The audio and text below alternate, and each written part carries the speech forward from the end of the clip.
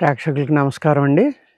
ఇప్పుడు మనం దగ్గుల మీద, అలాగే గుండెల్లో పట్టిన శ్లేష్మము ఇటువంటివి కరిగించి బయటికి పంపడానికి పనిచేసే ఒక అద్భుతమైన మూలికను తెలుసుకుందాం.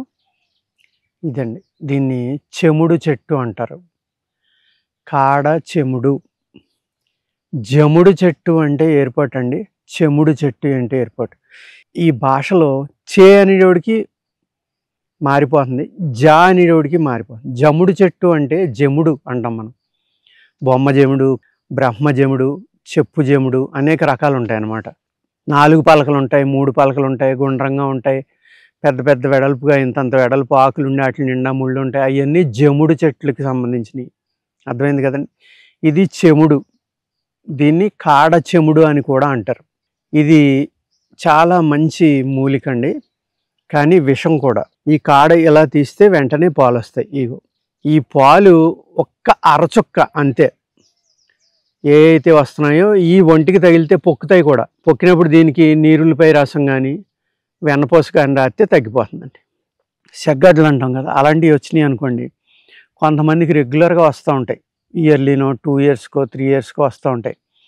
వాళ్ళకి అదే ప్లేస్లో వస్తూ ఉంటుంది. అంటే దాని లోపల ఒక పలుకు లాంటిది ఉంటుంది. అది ఉండిపోవటం వల్ల టెంపరీగా తగ్గిపోయిన యాంటీబయాటిక్స్ అయ్యి వేసుకోవడం వల్ల మళ్ళీ 1 సంవత్సరానికో 2 ఏళ్ళకో మళ్ళీ అది వస్తూ ఉంటుంది.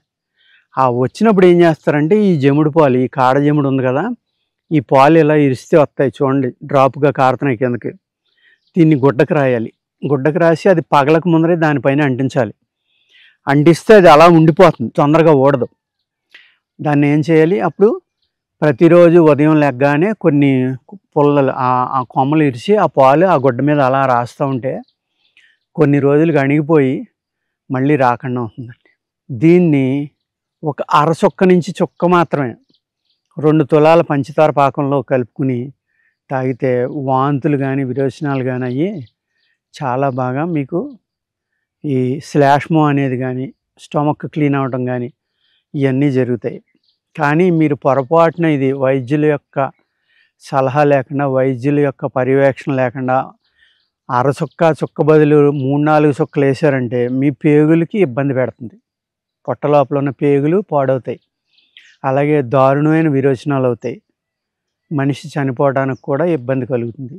అందుకు అటువంటి పొరపాటు ఎట్టి పరిస్థితుల్లో చేయకండి. కొంచెం డోసు ఎక్కువ ఉందనిపించినా సరే వెంటనే నీరులపై రసం తాగడం, లేకపోతే వెన్నపూస తినటం కాంత. దీన్ని పంచదార పానకంలో ఇవ్వచ్చు, వెన్నపూస లోపల వేసిస్తే అన్నిటికంటే బాగా పనిచేస్తుందండి. ఎందుకంటే దీని విరుగుడు కూడా వెన్నే కాబట్టి ఆ వెన్ననే జాగ్రత్తగా ఫ్రిడ్జ్లో పెడితే గట్టిగా ఉండ కింద అప్పుడు ఏళ్ళతోటి బొర్రు పొడిచి ఒక్క చిన్న చుక్క, పెద్దది కూడా కాదు, ఫుల్ డ్రాప్ కూడా కాదు, వేసి ఆ వెన్న ముద్దను మింగించేస్తే గుండెల్లో ఉన్న కఫం, గొంతుకులో ఉన్న కఫం, అదేవిధంగా ఎటువంటి దగ్గైనా సరే ఒక 4-5 మోతాదుల్లో తగ్గిపోతుందండి. దగ్గు తగ్గుతుంది కదా, ఇదేదో చాలా బాగుంది చిట్కా అని పొరపాటున ఎక్కువ వేసుకున్నారా ఇబ్బంది పడతారు. నేను ఈ మూలిక యొక్క లక్షణాలు చెప్తున్నాను. ఏ అయితే మన గ్రంథాల్లో రాశారో, మన గ్రంథాల్లో ఎన్నో మిరకిల్స్ ఉంటాయండి. కొన్ని వేల మొక్కల గురించి రాస్తారు. అదేవిధంగా వంట కూడా ఎలా చేసుకోవాలో రాసి ఉంటుంది ఇందులో. సపోజ్ మాంసం ఉంది, మటన్ ఎలా వండుకోవాలి, కబాబ్ ఎలా చేసుకోవాలి, దాని పాయ ఎలా చేసుకోవాలి, అటువంటి రుచులు కూడా మీకు కరెక్ట్గా ధాతు వృద్ధి చేసేలాగా ఆయా నాన్ వెజిటేరియన్ తినటం వల్ల ధాతువులు వృద్ధి అవుతాయండి. వాటికి సంబంధించింది ఇందులో చాలా చక్కగా రాస్తాడు. ఒడియాలు ఎలా పట్టుకోవాలి అన్నీ కూడా. అదేవిధంగా ఈ కాడజముడు అనేదాన్ని ఎలా వాడుకోవాలి అనేది మీకు తెలియజేశాడు ఇక్కడ. ఇదే కాడజముడిని శుద్ధి చేసిన ఏదైతే ఉందో అంటే ఆర్సినిక్ అంటాం, పాషాణాలు, నవపాషాణాలు అంటామండి. 9 రకాలైన పాషాణాలు ఉంటాయి ఆయుర్వేదంలో. ఈ జముడు కాడల్ని కనుక నూరి ఒక ఉండ చేసి ఆ ఉండని జాగ్రత్తగా 2 కప్పుల కింద చేసుకుని ఇలా ఒత్తుకుని ఆ లోపల కొన్ని పాషాణాలు పెట్టి దాన్ని మళ్ళీ మూసేసి శీలమన్నిచ్చి వండుతారండి, భస్మం చేస్తారు. అంటే పిడకల్లో పెట్టి చేయటం వల్ల పాషాణాలు భస్మం అవుతాయి, తక్కువగా కాల్చడం వల్ల మైను అంటారండి. పాషాణాల మైను, ఉల్లి పాషాణం మైను, ఎర్ర పాషాణం మైను, అలాగే పాషాణ మైను అంటారనమాట. ఆ మైనాన్ని మళ్ళీ కొన్నాటిల్లో కలిపి శుద్ధి చేసిన పాషాణాలు, మీరు ఇక్కడ ఈ మాట బాగా వినండి, కొన్ని మందుల్లో కలిపి అంటే ఎంత కలుపుతారంటే దాన్ని ఒక సన్న ఆవ గింజలో సగం అంతా కలుపుతూ ఉంటారు. కలిపి ఈ తగ్గని జ్వరాల మీద, విష జ్వరాల మీద, ఈ పురుగులు ఏమన్నా కుట్టినప్పుడు విషాల మీద, చర్మవ్యాధులు ఉన్న వాళ్ళకి ఇటువంటి వాటి మీద వాడుతూ ఉంటారండి. అది అందుకు ఇది పాషాణాలని భస్మం చేయటానికి, పాషాణాలని కట్టడం అంటాం. మైనం చేయటం అంటే పాషాణాన్ని కట్టడం అంటాం మేము ఆయుర్వేదంలో. ఆ పాషాణం యొక్క కట్లు కట్టడానికి కూడా కాడజముడు, జముడు కూడా కాదు. చూసారా, మొట్టమొదటిలో నేను చాకి ఎంత డిఫరెన్స్ ఉందో చెప్పా, కానీ పొరపాటు నేను కూడా జముడు అంటున్నా.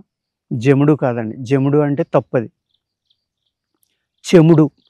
చెముడు చెట్టు అంటే కాడ చెముడు.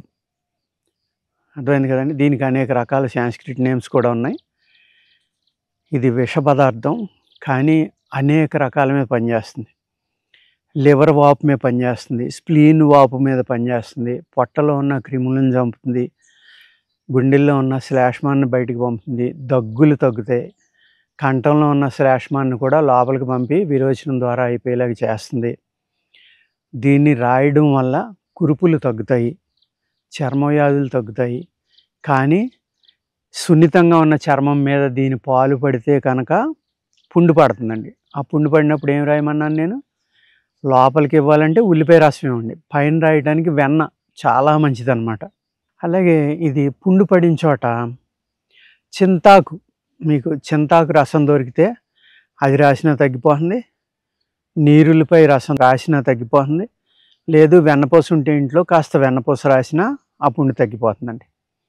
అదేవిధంగా దీని కాడలు ఎక్కువ పెద్ద చెట్టు అవుతుందండి. ఇది ఇంత లావు మాను కూడా అవుతుంది, నిండా కాడలు ఉంటాయి. అంటే అంత లావు మాను అయ్యి అంత పెద్దది అవ్వాలంటే ఎన్నో సంవత్సరాలు పడుతుంది. మనకి రాళ్ళల్లోని కొండల్లోని చూస్తూ ఉంటాం, శ్రీశైలం అడవుల్లోని, లేకపోతే ఇటు కర్ణాటక కొప్పల వైపు, అటువైపు హంపి వైపు వెళ్ళినా కూడా చాలా ఎక్కువగా చూశాను నేను. పెద్ద పెద్ద ఇంతంత లావు చెట్లు కూడా ఉంటాయి. మరి అవి 50 సంవత్సరాలు ఉంటాయో 100 సంవత్సరాలు ఉంటాయో తెలియదు. ఈ కాడలు కోసి చిన్న చిన్న ముక్కలుగా కట్ చేసి ఎండబెట్టారనుకోండి, మరీ చిన్నవి కట్ చేసినప్పుడు పాలు వేస్ట్ అవుతాయి, చూసుకోండి. ఆ పాలతో సహా ఎండితేనే ఇది పనిచేస్తుంది. అందుకు పెద్ద పెద్ద కాడలే ఎండబెట్టండి, ఎండటం లేట్ అయినా. లేకపోతే 4 రోజులు ఎండినాక అప్పుడు కట్ చేస్తే పాలు కారకుండా ఉంటాయి. దాన్ని మాడిసి మసి చేసి ఆ మసిని ఒక్క గురువిందంత చాలండి, ఎక్కువ అక్కలేదు. ఎంత? గురువింద పూస అంట, అంతే 80 to 100 mg. దాన్ని ఏం చేయాలి? పంచదార పాకంతో ఏదైనా ఇస్తే కనుక లోపలికి కీళ్ళ నొప్పులు తగ్గుతాయి, వాతం నొప్పులు తగ్గుతాయి. అలాగే మీ కడుపులో ఉన్న జిగురు, శ్లేష్మం ఇలాంటివి మీ పేగుల్లో ఉన్నవన్నీ చక్కగా విరోచనం అయ్యి అవి కూడా తగ్గుతాయండి. చాలా రకాలుగా పనిచేస్తుంది అన్నమాట ఇది. ఇవన్నీ కూడా ఈ చెముడు చెట్లు, జముడు చెట్లు రెండు కూడా అనేక రకాల మీద ఔషధంగా పనిచేస్తాయండి. అర్థమైంది కదండి. అంచేత ఈ చెముడు చెట్టు గురించి నేను చెప్పింది జాగ్రత్తగా రాసుకుని మరొక్కసారి చెప్తున్నాను. ఈ ఏదైతే నేను గ్రంథాలు చదివి అందులో చెప్తున్నానో ఇది చాలా విష పదార్థం అని, పొరపాటున డోసు ఎక్కువ ఇస్తే పేగులు దెబ్బతింటాం, అతిగా మోషన్స్ అయ్యి చనిపోవటం కూడా జరుగుతుంది. అన్ని మోషన్స్ అయిపోతాయి. అందుచేత దీన్ని నేను చెప్పిన డోసు కానీ లేకపోతే వైద్యుని పర్యవేక్షణలో తప్ప మీరు దీన్ని సొంతంగా ప్రయోగాలు చేద్దామని ఎట్టి పరిస్థితుల్లో వాడొద్దండి. ఓకేనండి. నమస్కారం.